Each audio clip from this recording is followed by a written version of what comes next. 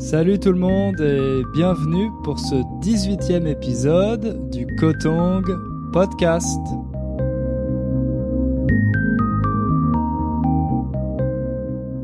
Alors, quoi de neuf depuis la semaine dernière?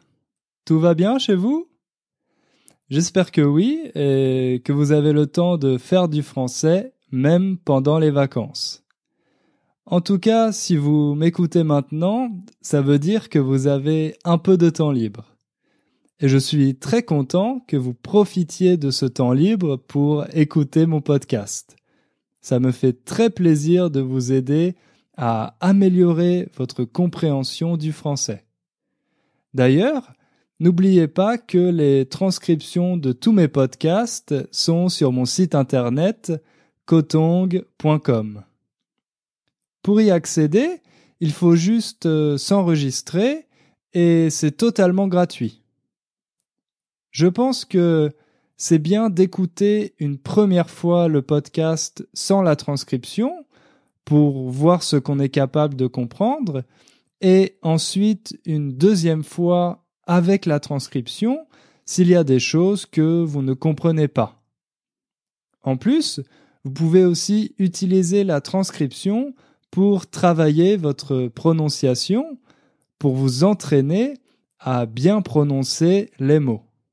Je vous rappelle aussi qu'il y a une page Facebook, Kotong, sur laquelle je partage plein de choses intéressantes sur la culture française, les films, la musique, etc.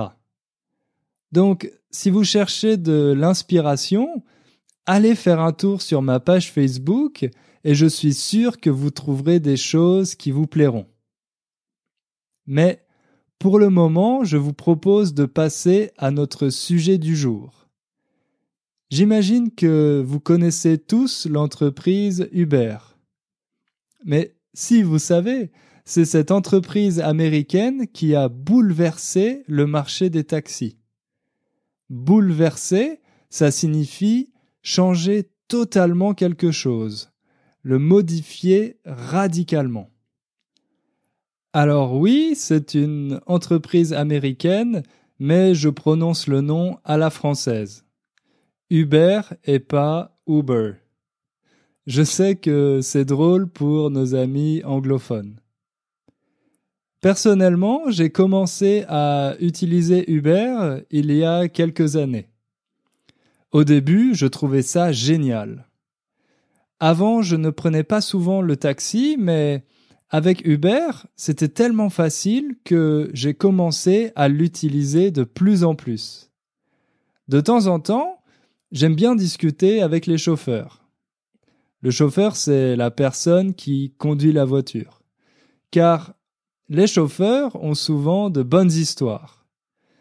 Mais ça m'intéressait aussi de savoir s'ils étaient contents de travailler pour Uber et pas pour une entreprise de taxi traditionnelle. Et là, j'ai appris des choses assez surprenantes sur les conditions de travail. À ce moment-là, les médias se sont mis à beaucoup parler d'Uber, de son modèle économique et du fait que l'entreprise ne respectait pas toujours la loi. J'ai lu pas mal de choses sur leur business model, leurs pratiques, et j'ai décidé de ne plus utiliser cette application. Vous voulez savoir pourquoi? Alors, ne bougez pas, je vous le dirai dans la suite de ce podcast.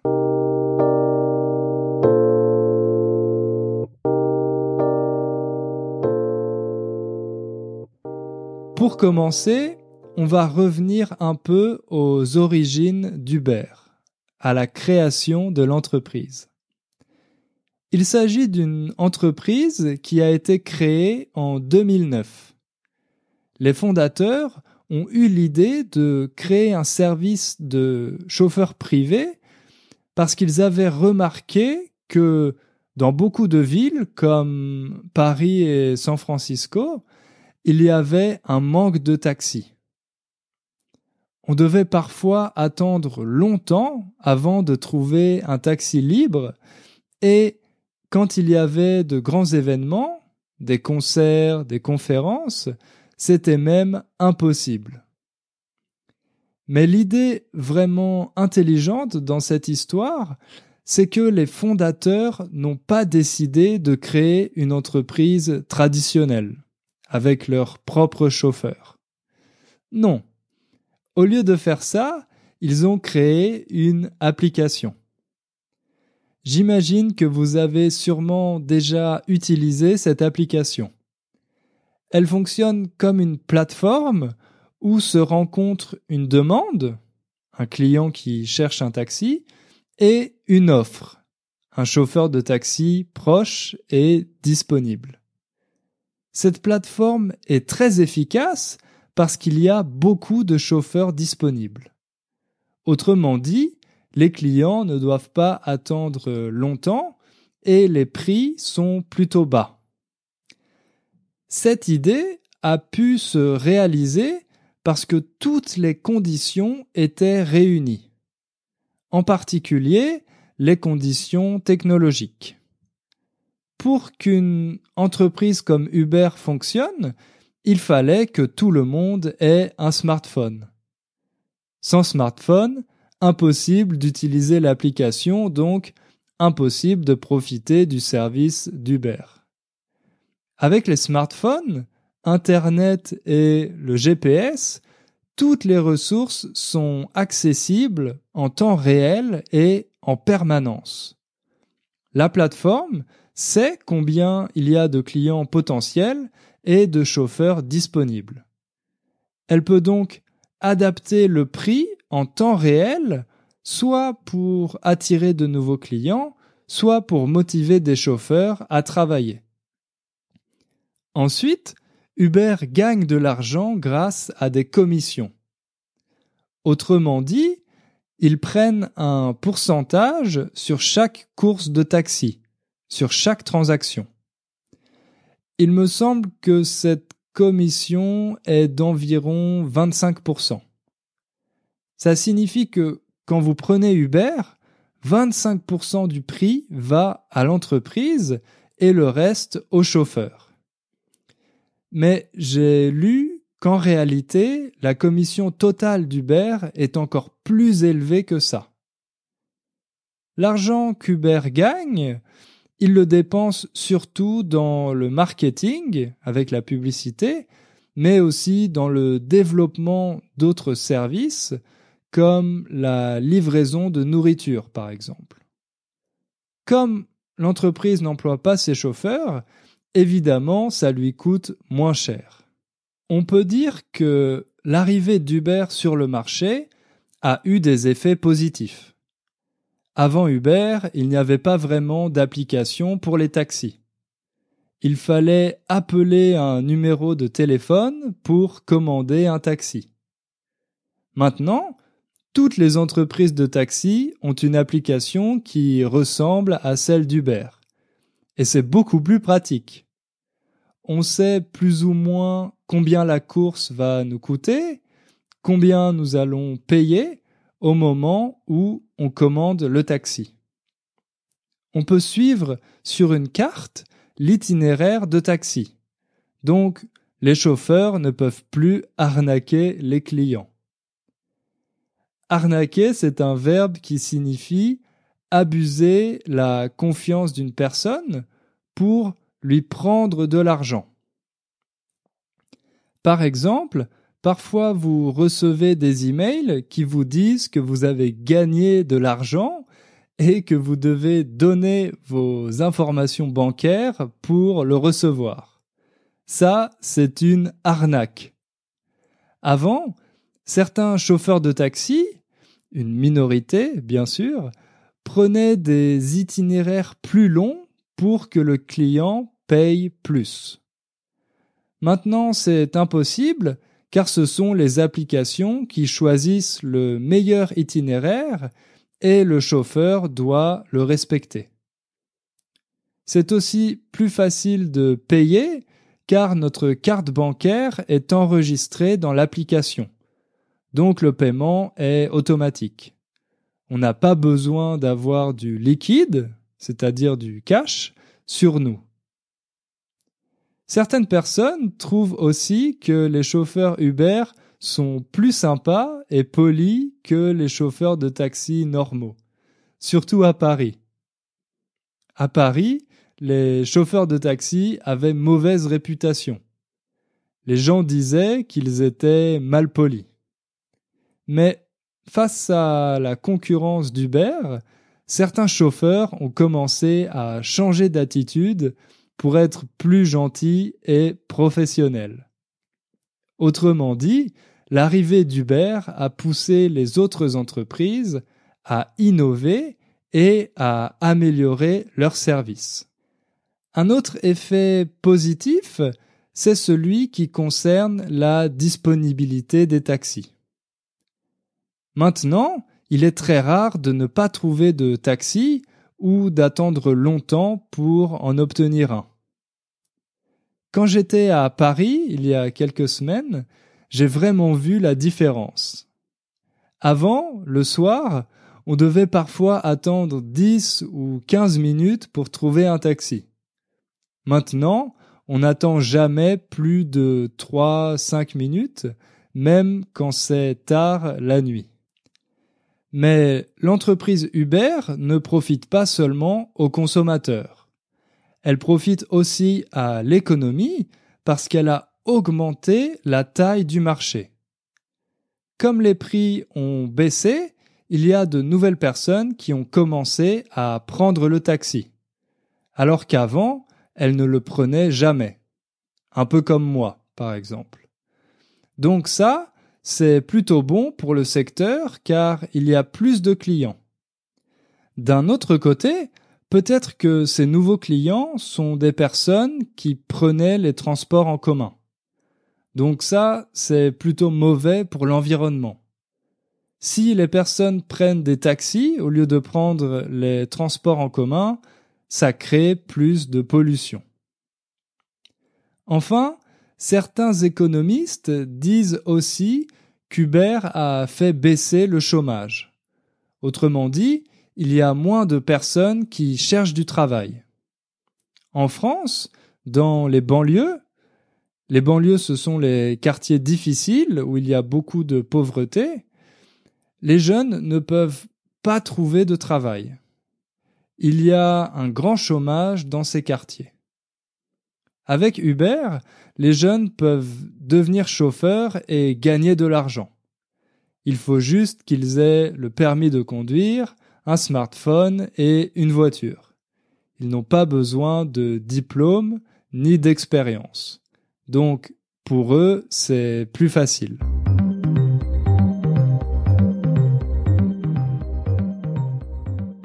Maintenant, vous avez compris qu'Uber a bouleversé le marché des taxis parce qu'ils ont inventé un nouveau business model pour permettre à tout le monde de devenir chauffeur.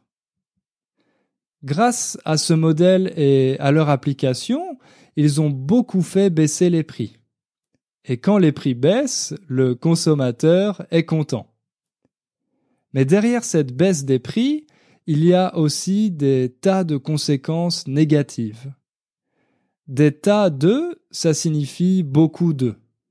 Par exemple, j'ai des tas de problèmes en ce moment. Ou il y a des tas de bons films au cinéma.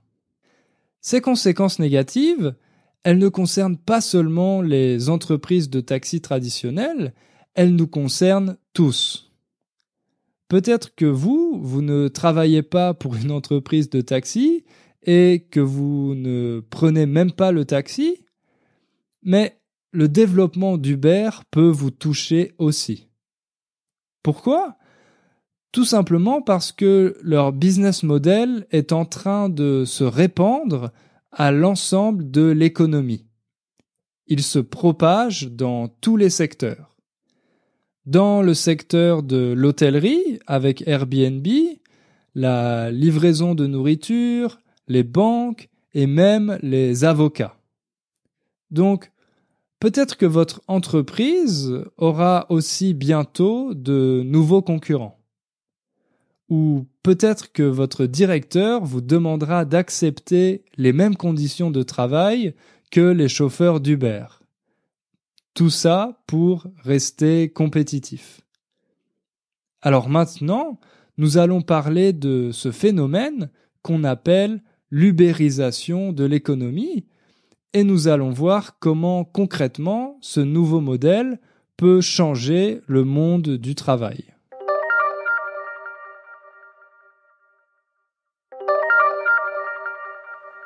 Quand on travaille pour Uber, on est libre de choisir combien d'heures on veut travailler et quand. C'est plutôt flexible, ça offre une certaine indépendance aux chauffeurs. Dans ses publicités, Uber dit que ses chauffeurs peuvent bien gagner leur vie. Gagner sa vie, ça veut dire gagner de l'argent grâce à son travail. Mais en réalité, c'est une autre histoire. Je vous propose d'écouter une interview d'un chauffeur d'Uber de Nice pour voir ce qu'il pense des conditions de travail. Des fois, il y en a des chauffeurs qui font 3 jours. Ils dorment même pas. On fait beaucoup d'heures pour être rentable. Et moi, par exemple, je suis en location de voiture. Je paye une location qui me coûte 1100 € par mois, plus l'essence, le gasoil, le nettoyage du véhicule. On n'est pas rentable. La première chose qu'il explique, c'est qu'il doit beaucoup travailler pour être rentable. Être rentable, ça veut dire faire des bénéfices. C'est difficile pour lui d'être rentable parce qu'il doit louer sa voiture. Louer, c'est quand on paye pour utiliser une chose. Par exemple, une voiture ou un appartement, sans l'acheter.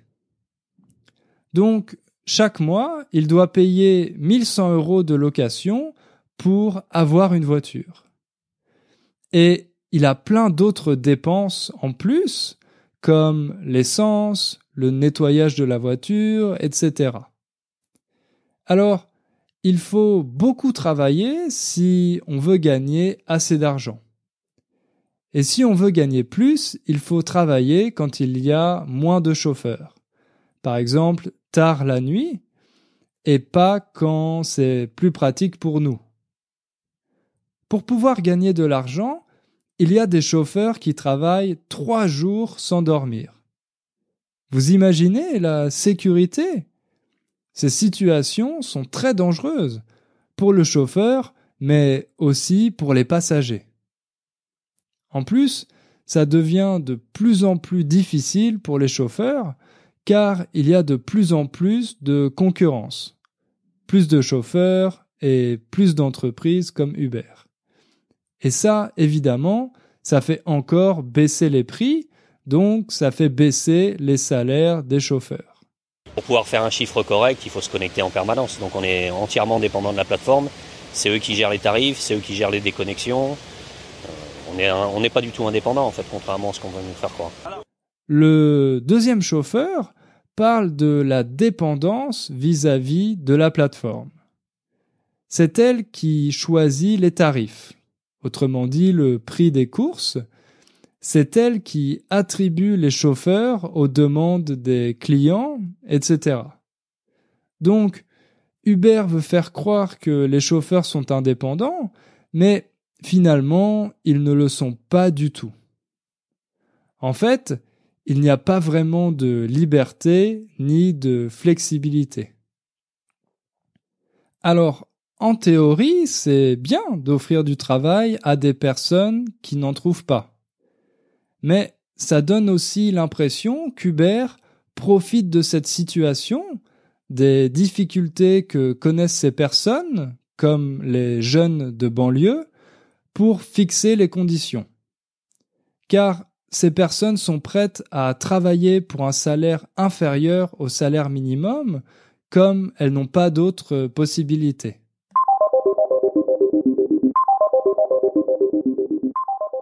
La grande force d'Uber, son avantage, c'est de proposer des prix bas. Quand Uber arrive sur un nouveau marché, il casse les prix. Mais savez-vous comment l'entreprise fait pour avoir des prix aussi faibles? Pourquoi les chauffeurs Uber sont-ils moins chers que les taxis traditionnels? La première raison, c'est que l'entreprise n'a pas besoin de gagner d'argent pour survivre, pour le moment. C'est un peu bizarre, une entreprise qui n'a pas besoin de gagner d'argent, non? Si Uber perd de l'argent depuis 7 ans, il devrait fermer. Mais non, car il y a beaucoup d'investisseurs qui les soutiennent. D'autres entreprises qui ont acheté une partie du capital d'Uber et qui l'aident à se financer. Et leur priorité, pour le moment, n'est pas de gagner de l'argent. Leur priorité est d'attirer de nouveaux clients, de faire grossir le marché et de tuer la concurrence. Plus Uber aura de clients, plus ça sera difficile pour ses concurrents. Car ses concurrents n'ont pas autant d'argent. Ils ne peuvent pas se permettre de perdre de l'argent pendant plusieurs années. Donc, si Uber réussissent à se débarrasser de leurs concurrents, ils seront seuls sur le marché et ils pourront fixer les prix qu'ils voudront. C'est pour ça que dans certains pays, Uber propose des prix très bas au début. Ils ont une stratégie très agressive. Ensuite, quand leurs concurrents disparaissent, l'entreprise augmente ses prix. Ça, c'est le deuxième problème. Quand il n'y a qu'une seule entreprise sur un marché, ça s'appelle un monopole. Et en situation de monopole, c'est toujours le consommateur qui perd. Pour qu'il y ait des prix bas, il faut qu'il y ait beaucoup de concurrence sur un marché. Donc attention, si Uber se retrouve seul, ça va faire mal à notre porte-monnaie. La deuxième raison, c'est qu'Uber est une entreprise tellement grande qu'elle peut faire de l'optimisation fiscale. L'optimisation fiscale, ça consiste à payer le moins de taxes possible en déclarant les revenus dans certains pays. Donc, souvent, Uber paye très peu de taxes dans les pays où ils sont présents grâce à leur stratégie d'optimisation fiscale. Et ça, évidemment, ça n'est pas bon pour l'économie du pays. La dernière raison, j'en ai déjà parlé, c'est le fait que les chauffeurs ne sont pas employés par Uber. Ce sont des travailleurs indépendants. Rappelez-vous qu'Uber est juste une plateforme qui met en contact une offre et une demande, pas une entreprise de taxi traditionnelle. Grâce à ça, Uber ne doit pas payer de charges sociales. Les charges sociales, c'est l'argent qu'une entreprise doit donner à l'État pour ses employés. Avec les charges sociales, l'État peut offrir une protection sociale. Autrement dit, protéger les gens des grands risques. Concrètement, la protection sociale finance ça finance la santé, les retraites pour les personnes âgées qui ne travaillent plus, les aides pour ceux qui sont au chômage, mais aussi pour les familles avec beaucoup d'enfants. Alors là, nous voyons un problème. Si Uber ne paye pas de charges sociales, l'État perd de l'argent qu'il pourrait utiliser pour nous protéger et nous aider. Un autre problème, c'est que certains chauffeurs ont demandé à être reconnus comme des employés de l'entreprise et pas comme des travailleurs indépendants. Ils ont beaucoup d'arguments pour justifier ça. Déjà, la majorité des chauffeurs Uber travaillent seulement pour cette entreprise. Ils n'ont pas le temps de travailler pour d'autres. Ensuite, ils doivent respecter les règles fixées par Uber, par exemple les règles sur le service, les règles de l'application, etc. Donc, ils ne sont pas vraiment indépendants.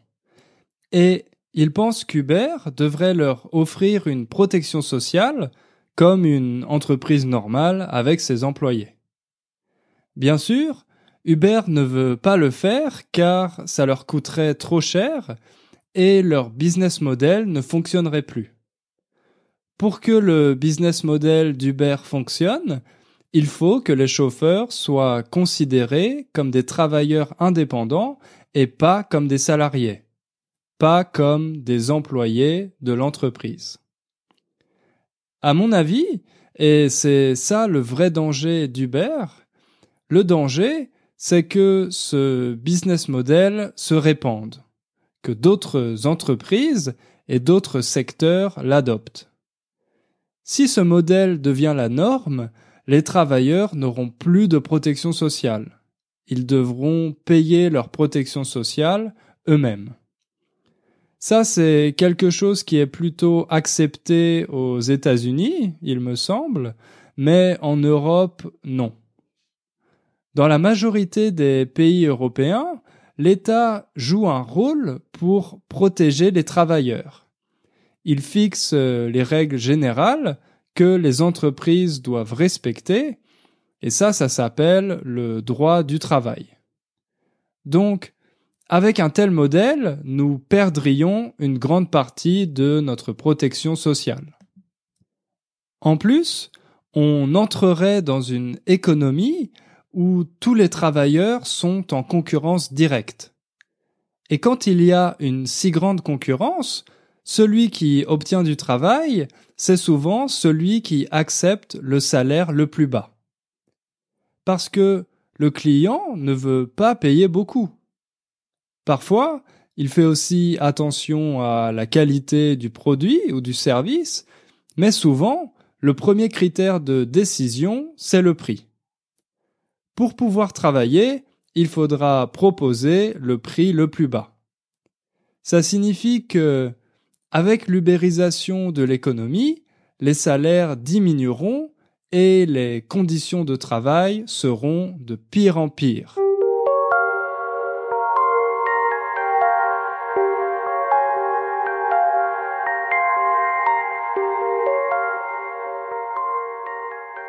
Pour toutes ces raisons, j'ai décidé de ne plus utiliser Uber. Je pense que c'est une entreprise qui ne respecte pas les personnes qui travaillent pour elle et qui ne respecte pas non plus la loi. Je préfère payer un peu plus cher pour un taxi normal dont l'entreprise paie des taxes dans le pays que pour Uber qui abuse du système.